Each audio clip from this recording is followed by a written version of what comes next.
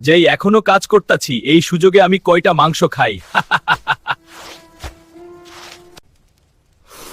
আমার গলাতে হাত দিয়ে কি দিয়েছে, আমাকে কেউ বাঁচাও, আমি মরে গেলাম।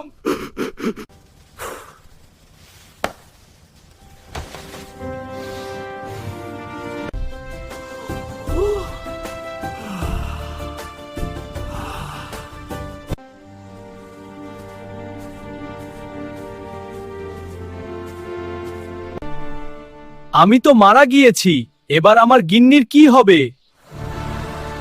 গোপালকে সবাই আগুনে পোড়া দিচ্ছে, গোপাল তো মারা গিয়েছে মন্ত্রী মশাই। দেখি গোপাল বলে মারা গিয়েছে, ভালো হয়েছে, যাই দেখে আসি, আপদ দূর হয়েছে।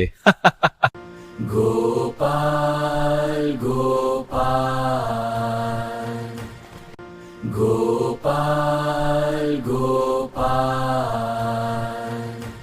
গোপাল তো মরেই গেল, এবার ওকে পুড়িয়ে দেই। আর কি করা, তোমরা কেউ কান্না করো না। এই গোপাল বউ, তুমি এবার আগুন দাও, তোমার তো ছেলে মেয়ে নেই।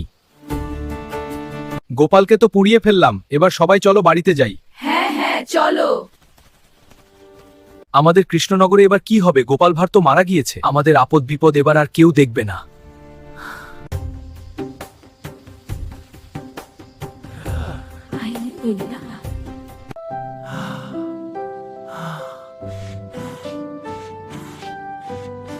এই গিন্নি, খাবারটা তাড়াতাড়ি নিয়ে আসো, আমার ক্ষুধা লেগেছে। সারাক্ষণ খালি খাওয়া আর খাওয়া, আর দিতে পারবো না খাওয়া। আগে গিন্নিকে খাবারের জন্য কতবার বলেছি, আর বলতে পারবো না। আমি তো মৃত মরে গিয়ে ভূত হয়েছি, এবার কি করব?